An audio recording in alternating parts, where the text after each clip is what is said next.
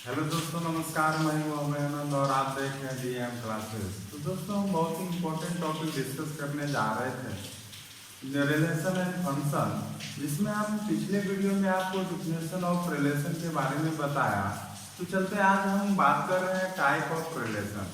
Exam के purpose से ये बहुत ही इम्पोर्टेंट है। ऑब्जेक्टिव सवाल आ जाता है, 2 नंबर का क्वेश्चन, 4 नंबर का क्वेश्चन। तो सीबीएसई बोर्ड, बिहार बोर्ड के लिए बहुत ही इम्पोर्टेंट है ये टाइप ऑफ रिलेशन। मेनली आपको यहाँ पे 3 टाइप ऑफ रिलेशन होता है, रिफ्लेक्सिव, सिमेट्रिक, ट्रांजिटिव। हिंदी में बात करें तो स्वतुल्य, सममित और संक्रामक। तो हम बारी बारी से डिस्कस करते हैं इसके बारे में। तो बात कर रहे हैं हम टाइप ऑफ रिलेशन, संबंध के प्रकार, टाइप ऑफ रिलेशन।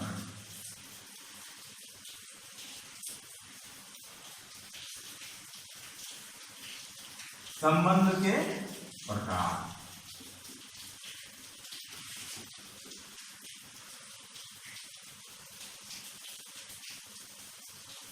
इसमें पहला है रिफ्लेक्सिव।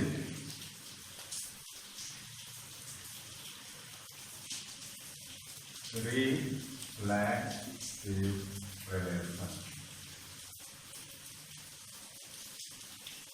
सेकंड है सिमेट्रिक रिलेशन।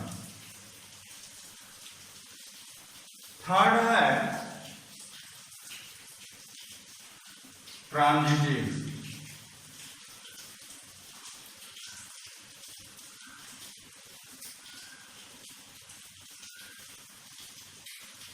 रिलेशन। हिंदी में बात करेंगे तो स्वतुल्य संबंध।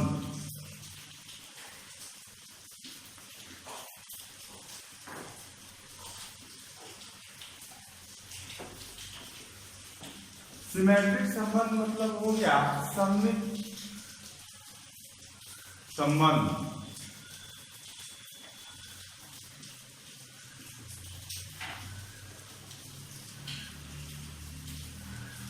और ये हो गया आपका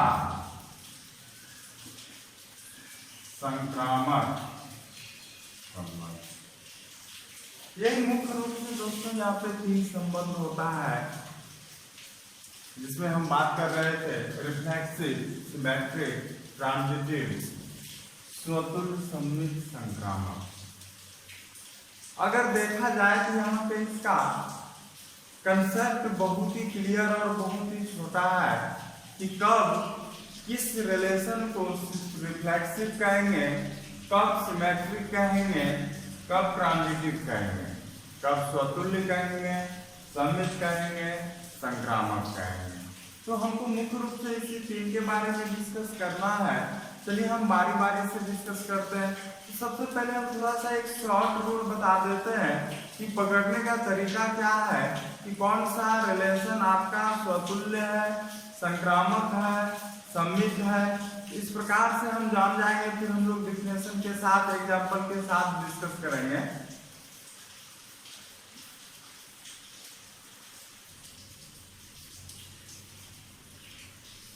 देखिए दोस्तों, हमारे पास यही 3 था रिलेशन, रिफ्लेक्सिव, सिमेट्रिक और क्या तो ट्रांजिटिव। अब कैसे कहेंगे कि कौन सा रिफ्लेक्सिव है, कौन सा सिमेट्रिक है और कौन सा ट्रांजिटिव है? तो ये जानना बहुत अनिवार्य है। और ऑब्जेक्टिव क्वेश्चन भी यहाँ से कभी कभी आता है, आपको दे देगा रिलेशन और ऑप्शन में दे देगा कि कौन सा किस प्रकार का ये रिलेशन है। तो देखिएगा, ध्यान से देखिएगा, यहाँ पे पहला है आपका क्या तो रिफ्लेक्सिव। पहला क्या है तो आपका रिफ्लेक्सिव, स्वतुल्य है। अब यहाँ पे देखिए रिफ्लेक्सिव के लिए क्या कहानी है। इसमें क्या है कि कोई भी अवयव अगर ए है, ए का संबंध किससे होना चाहिए? ए से होना चाहिए। मतलब है कि 1 का संबंध 1 से होना चाहिए, 2 का संबंध 2 से होना चाहिए, 3 का संबंध 3 से होना चाहिए, 4 का संबंध 4 से होना चाहिए, 5 का संबंध 5 से होना चाहिए। अगर इस प्रकार का संबंध हो रहा है तो वो स्वतुल्य कहलाएगा, कहने का मतलब है अपना संबंध अपने से बनाना है, मतलब 10 का संबंध 10 से होगा, 6 का संबंध 6 से होगा। तो इस प्रकार का संबंध क्या कहलाएगा? रिफ्लेक्सिव रिलेशन कहलाएगा। पहली बात जान लीजिए, अगर ए का संबंध ए से हो रहा है तो कैसा संबंध कहलाएगा? वो रिफ्लेक्सिव रिलेशन कहलाएगा, स्वतुल्य संबंध कहलाएगा। समझे बात को? ए का संबंध ए से होना चाहिए। इस प्रकार से अगर ए का संबंध ए से होता है, सुनिएगा, अगर ए का संबंध ए से होता है तो आपको रिलेशन में ये नजर आएगा ए कोमा ए। जैसे 1 का संबंध 1 से हुआ, 2 का संबंध 2 से हुआ, 3 का संबंध 3 से हुआ। तो अगर ए का संबंध ए से होता है, हाँ, ए का संबंध किससे होता है? तो ए से होता है, तो ये क्या कहलाएगा? तो आपका रिफ्लेक्सिव रिलेशन कहलाएगा। चलते हैं सेकंड नंबर, फिर हम बाद में डिफिनेशन के साथ लिखाएंगे। अभी आपको ट्रिक बता रहे हैं कि कैसे हम लोग पहचानेंगे।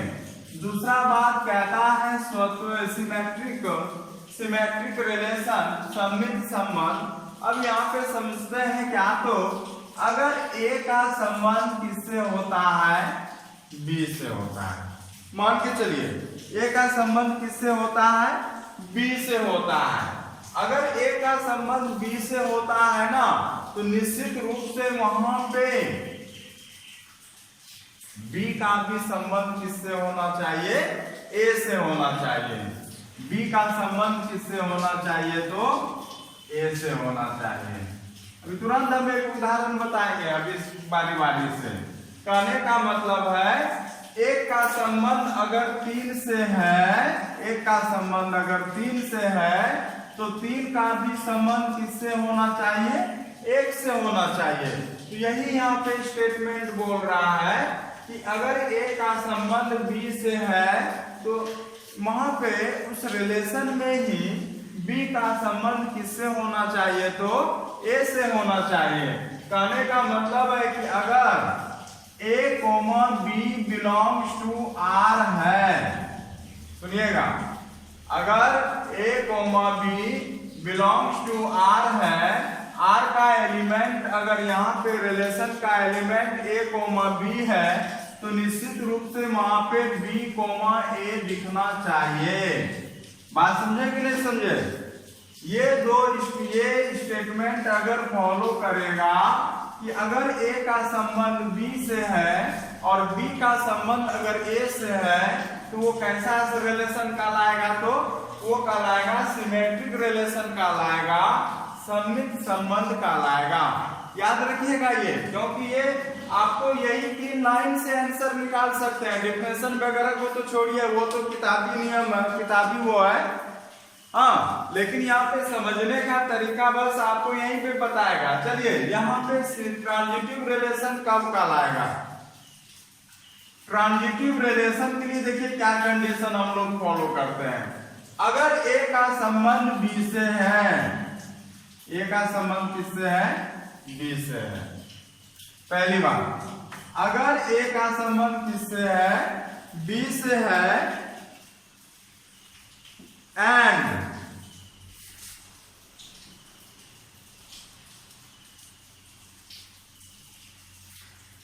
बी का संबंध किससे है? सी से। दो चीज यहां पे होना चाहिए। ए का संबंध बी से है, बी का संबंध किससे है? सी से है। तो बात करेंगे क्या? तो ए का संबंध भी किससे होना चाहिए? देखिएगा कैसे हम लोग पकड़ेंगे कि ए का संबंध बी से है, बी का संबंध सी से है, तो ए का भी संबंध किससे होना चाहिए? सी से होना चाहिए। तो यहाँ पे अगर बात करेंगे तो ए का संबंध किससे होना चाहिए? सी से होना चाहिए। अगर ऐसा स्टेटमेंट फॉलो कर रहा है तभी ये क्या कहलाएगा? तो ट्रांजिटिव रिलेशन कहलाएगा, संक्रामक संबंध कहलाएगा। अब यहाँ पे देखिएगा कि वहां पे जो एलिमेंट हम चेक करेंगे, अगर ए का संबंध बी से हो रहा है तो यहाँ पे ए बी बिलोंग्स टू क्या हो जाएगा, आर हो जाएगा। एंड अब यहाँ पे देखिएगा कि बी का संबंध अगर सी से हो रहा है, सुनिएगा, बी का संबंध किससे हो रहा है, तो सी से हो रहा है, तो B comma C belongs to क्या हो जाएगा, आर। अगर ये दोनों वहां पे मौजूद है, ऐसा संबंध हो रहा है, तो निश्चित रूप से एक और संबंध होना चाहिए जिसका कि ए का संबंध किससे होना चाहिए, तो सी से होना चाहिए। ए का संबंध किससे होना चाहिए, तो सी से होना चाहिए। अगर ये फॉलो कर रहा है, ऐसा अगर फॉलो कर रहा है, तो समझिए कि ये किस प्रकार का कहलाएगा, ये कहलाएगा आपका क्या, तो ट्रांजिटिव रिलेशन कहलाएगा, संक्रामक संबंध कहलाएगा। तो दोस्तों आप लोग यहाँ पे देखिएगा, फिर से हम इसको रिवाइज करा रहे हैं, क्योंकि पूरा थ्योरी अगर देखा जाए तो इसी 3 लाइन में अगर इसको आप समझ गए, तो इसका मतलब है कि आपका रिफ्लेक्सिव, सिमेट्रिक और ट्रांजिटिव रिलेशन में कभी आपका मिस्टेक नहीं होगा। हम फिर से देखिए आपको दोहरा रहे हैं, कहता है रिफ्लेक्सिव, आपको संबंध कितने प्रकार से बताए, तो दोस्तों 3 प्रकार से बताए, और 3 प्रकार में क्या क्या था, तो रिफ्लेक्सिव रिलेशन, स्वतुल्य संबंध हिंदी में, सिमेट्रिक रिलेशन, सममित संबंध, तीसरा था ट्रांजिटिव रिलेशन, संक्रामक संबंध। अब देखिएगा कि रिफ्लेक्सिव रिलेशन, स्वतुल्य संबंध कब कहलाएगा, जब ए का संबंध ए से, मतलब है कि उस एलिमेंट का संबंध उसी एलिमेंट से हो, तो वहां पे ए नजर आएगा आपको, है ना। चलिएगा, अगर ए का संबंध बी से है और बी का संबंध अगर ए से है, वहां पे आपको रिलेशन में दिया हुआ है, तो कैसा रिलेशन कहलाएगा, तो सिमेट्रिक कहलाएगा। और तीसरा कहता है कि अगर ए का संबंध बी से है, बी का संबंध अगर सी से है, ए का रिलेशन किससे होना चाहिए, तो सी से होना चाहिए। हाँ, तो ये 3 प्रकार से रिलेशन आपको डिफाइन किए हम। अब चलते हैं, हम बारी बारी से इसको एग्जाम्पल के साथ समझते हैं, क्योंकि एग्जाम्पल के बिना यहाँ पे क्या है, सब कुछ अधूरा है। तो हम चलते हैं डिफिनेशन प्लस एग्जाम्पल के साथ समझते हैं, जो कि डीप में आपको ले जाएंगे हम।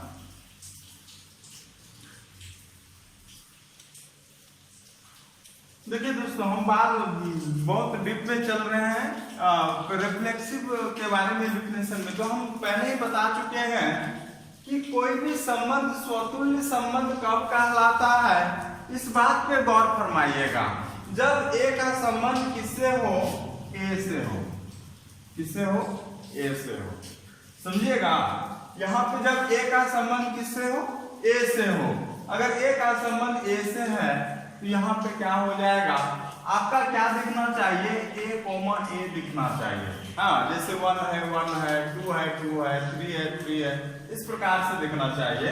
Relation R is reflexive when A relative A का संबंध किससे होना चाहिए, तो ए से होना चाहिए। अब यहाँ पे अगर उदाहरण का बात करेंगे, हम एग्जाम्पल का बात करेंगे, तो यहाँ पे देखिएगा, सबसे यहाँ पे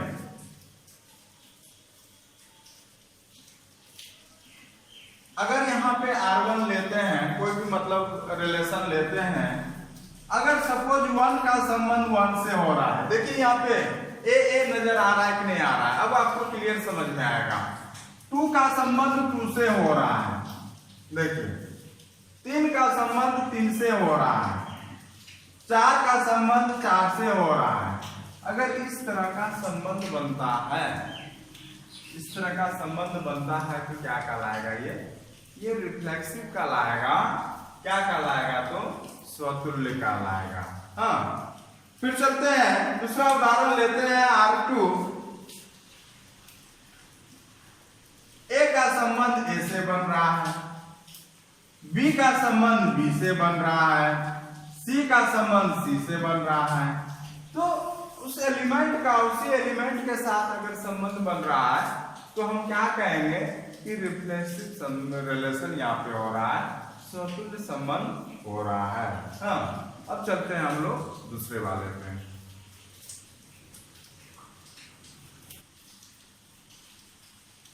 चलिए दोस्तों, हम लोग सेकेंड रिलेशन का बात कर रहे हैं। सेकेंड था आपका क्या, तो सिमेट्रिक रिलेशन। सेकेंड क्या था,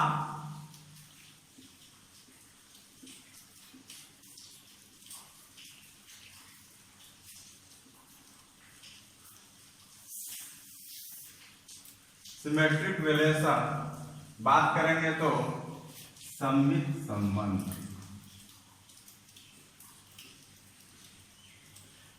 क्या बताए थे दोस्तों इसमें, अगर ए का संबंध बी से हो रहा है तो बी का भी संबंध किससे होना चाहिए, तो ए से होना चाहिए।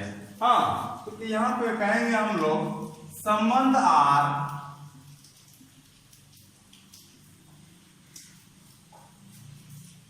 सममित संबंध कहलाता है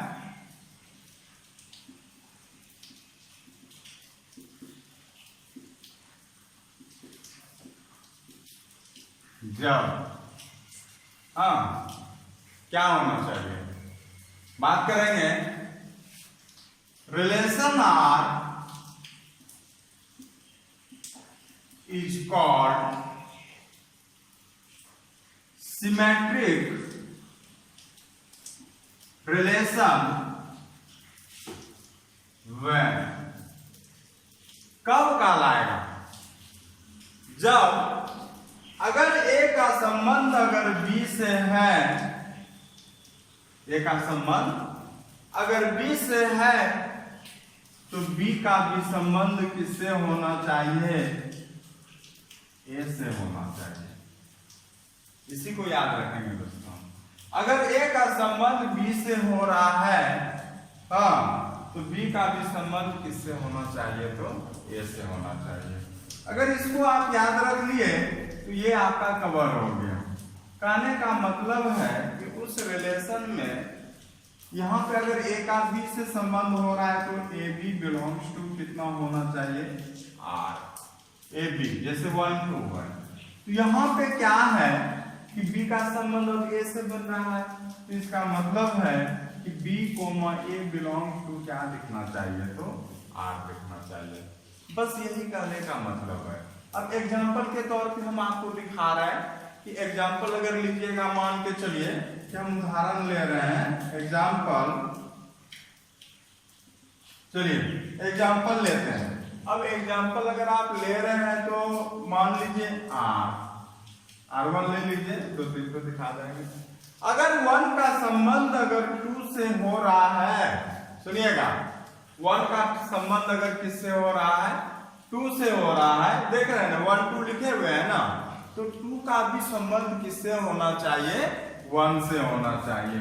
तो 2 का संबंध किससे होना चाहिए, तो 1 से होना चाहिए। अगर मान के चलिए कि 3 का संबंध अगर 4 से हो रहा है, तो यहाँ पे सिमेट्रिक होने के लिए क्या होना चाहिए कि 4 का भी संबंध किससे होना चाहिए, तो 3 से होना चाहिए। बस कहने का मतलब है कि अगर इस प्रकार से संबंध स्थापित हो रहा है कि ए का संबंध बी से और फिर बी का संबंध अगर ए से दोनों तरफ से हो रहा है, तो वो कैसा संबंध कहलाएगा, तो सिमेट्रिक रिलेशन कहलाएगा, सममित संबंध कहलाएगा। तो एग्जांपल तो आप भली समझ गए होंगे कि कोई भी रिलेशन में मान के चलिए अगर एक का संबंध 2 से हो रहा है तो 2 का भी संबंध किससे होना चाहिए, 1 से होना चाहिए। 3 का संबंध अगर 4 से हो रहा है तो 4 का भी संबंध किससे होना चाहिए, तो 3 से होना चाहिए। हाँ, तो अब लास्ट है आपका क्या, तो ट्रांजिटिव रिलेशन, जिसको आप हिंदी में कहते हैं क्या, तो संक्रामक संबंध कहते हैं। तो चलते हैं दोस्तों अगले हम लोग रिलेशन पे।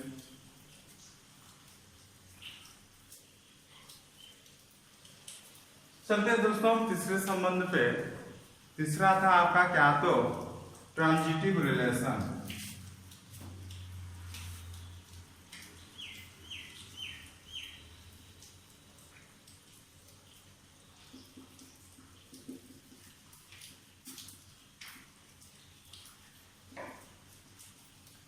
बात करेंगे तो ट्रांजिटिव रिलेशन संक्रामक संबंध।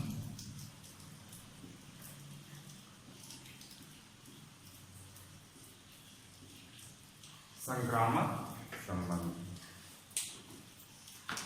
यहाँ पे आपको बताए हुए थे कि संक्रामक संबंध कब कहलाता है, जब ए का संबंध बी से हो। देखिएगा, ध्यान से सुनिएगा कि जब ए का संबंध बी से हो, बी का संबंध सी से हो, तो ए का भी संबंध किससे होना चाहिए? तो सी से होना चाहिए। फिर से बोल रहे हैं, ए का संबंध बी से हो, बी का संबंध अगर सी से हो, तो ए का भी संबंध किससे होना चाहिए? तो सी से होना चाहिए। अगर ऐसा होता है तो कैसा संबंध कहलाएगा? तो संक्रामक संबंध कहलाएगा, आपका ट्रांजिटिव रिलेशन कहलाएगा। तो लिखिएगा, संबंधार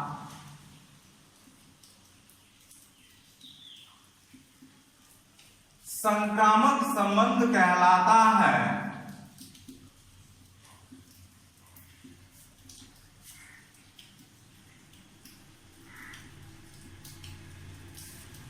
जब रिलेशन आर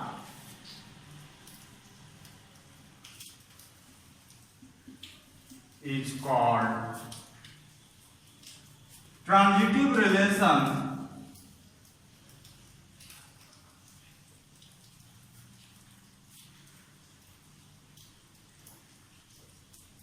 when, बहुत इंपॉर्टेंट है दोस्तों, ध्यान से देखिएगा कि ए का संबंध अगर बी से है एंड बी का संबंध अगर ए सी से है, इम्प्लाइड,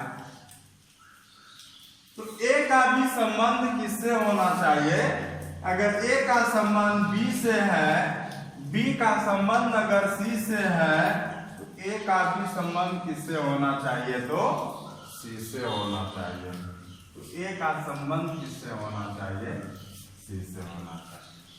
हाँ, अगर यहाँ पे बात करेंगे तो उस रिलेशन में अगर ए का संबंध बी से है तो ए बी बिलोंग्स टू कितना होना चाहिए? आर। एंड बी का संबंध अगर सी से है तो B comma C belongs to कितना हो जाएगा? आर हो जाएगा। अगर मान के चलिए कि ए का संबंध ए बी बी सी हो, तो इसका मतलब है कि वहां पे ए कॉमा सी बिलोंग्स टू क्या होना चाहिए? आर होना चाहिए। अगर ऐसा होता है तब जाके वो क्या कहलाएगा? तो आपका ट्रांजिटिव रिलेशन कहलाएगा, संक्रामक संबंध कहलाएगा। अगर हम यहाँ पे एग्जाम्पल की बात करेंगे, हम बहुत छोटा ही एग्जाम्पल अभी ले रहे हैं समझने के लिए, बाकी बुक में तो आता जाता रहेगा प्रॉब्लम। तो चलते हैं, अब लेते हैं। जैसे ए का संबंध बी से हो रहा है, तो आप यहाँ पे ले लीजिए, दो का संबंध किससे हो रहा है? तीन से। फिर यहाँ पे देखिए बी का संबंध सी से होना चाहिए, तो बी यहाँ पे कौन है? तीन है, तो तीन का संबंध आप ले लीजिए किससे? तो पांच से।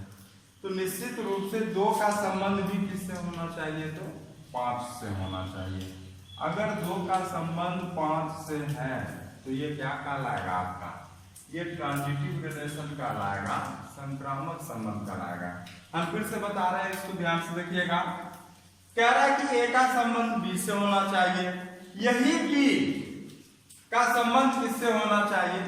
सी से होना चाहिए, तब जाके ए का संबंध किससे हो जाएगा? सी से। अब देखिएगा उदाहरण जो भी है, अब ए के जगह हम ले लिए दो और बी के जगह हम ले लिए क्या? तो तीन। तो दो का संबंध किससे बना? तीन से बना। अब यहाँ पे उदाहरण लिया, हम अपने मन से उदाहरण लेंगे, आप भी ले सकते हैं। फिर इसी तीन का संबंध, बी का संबंध यहाँ पे सी के जगह पांच ले लिया है ना? तो तीन का संबंध अगर पांच से हो रहा है, ये फाइव है, तो दो का भी संबंध किससे होना चाहिए? तो पांच से होता है। अगर ऐसा वहां पे दिया हुआ है तो हम क्या कहेंगे? तो उसको ट्रांजिटिव रिलेशन कहेंगे। हाँ, चलते हैं हम लोग लास्ट पॉइंट पे। अब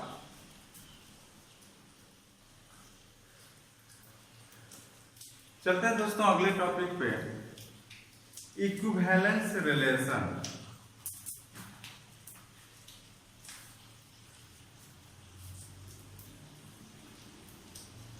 इक्विवेलेंस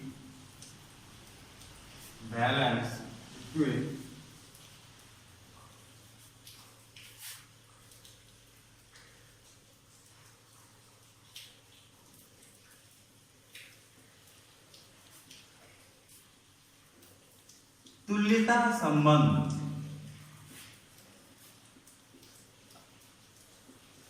तुल्यता संबंध देखिए, कोई भी रिलेशन अगर रिफ्लेक्सिव भी हो, ट्रांजिटिव भी हो, सिमेट्रिक भी हो, तो कैसा रिलेशन कहलाएगा?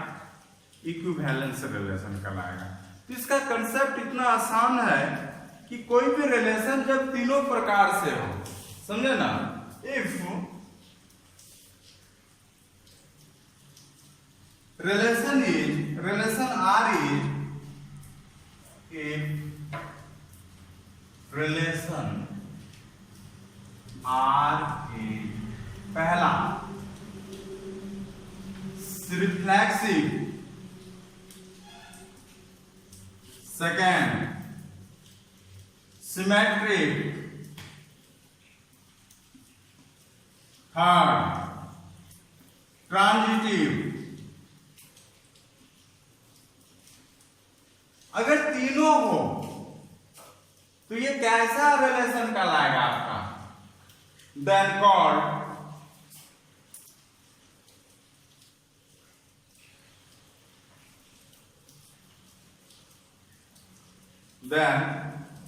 R is called relation, R is called equivalence relation, तुल्यता संबंध। कोई भी संबंध अगर तीनों संबंध हो, स्वतुल्य भी हो, सममित भी हो, संक्रामक भी हो, तो कैसा संबंध कहलाएगा? तुल्यता संबंध कहलाएगा। हाँ, इज कॉल्ड इक्विवेलेंस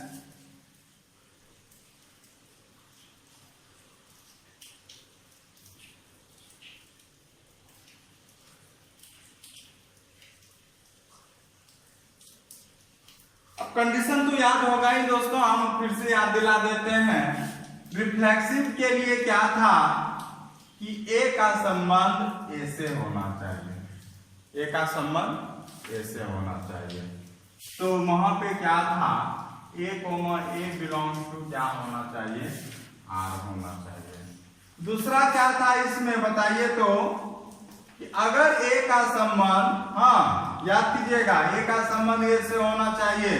हाँ, ए का संबंध अगर बी से है तो निश्चित रूप से आपका बी का संबंध किससे होना चाहिए? तो ए से होना चाहिए। अगर A B belongs to R है ना, तो बी ए बिलोंग्स टू क्या होना चाहिए? तो आर होना चाहिए। ये किसका था आपका कंडीशन? तो सिमेट्रिक का था। चलते हैं अब तीसरा वाला के लिए अगर हम बात करेंगे, ट्रांजिटिव के लिए बात करेंगे, तो ट्रांजिटिव के लिए क्या कंडीशन था कि अगर ए का संबंध बी से है एंड बी का संबंध अगर सी से है, तो ए का संबंध किससे होना चाहिए? तो सी से होना चाहिए। क्या याद आया कि नहीं आया? यही बात कर रहे थे। कहने का मतलब है कि ए बी बिलोंग्स टू अगर आर है, एंड फिर क्या हो जाएगा? B C belongs to R है, तो निश्चित रूप से ए सी बिलोंग्स टू क्या होना चाहिए? तो आर होना चाहिए। तो यही अगर जो ये तीन टाइप का ही रिलेशन याद रखना है। जब तीनों रिलेशन वहां पे आ जाए, किसी भी रिलेशन में जब तीनों टाइप का रिलेशन आ जाएगा, तो वही आपका क्या कहलाएगा? तो इक्विवेलेंस रिलेशन कहलाएगा। तो दोस्तों आज इतना ही। हम लोग कल इसी टॉपिक से रिलेटेड प्रॉब्लम करेंगे। तो आज का वीडियो आप लोग अच्छी तरीके से देखिएगा, कल इसी कंसेप्ट का प्रयोग हम प्रॉब्लम में करेंगे। तो दोस्तों आज इतना ही। बहुत बहुत धन्यवाद।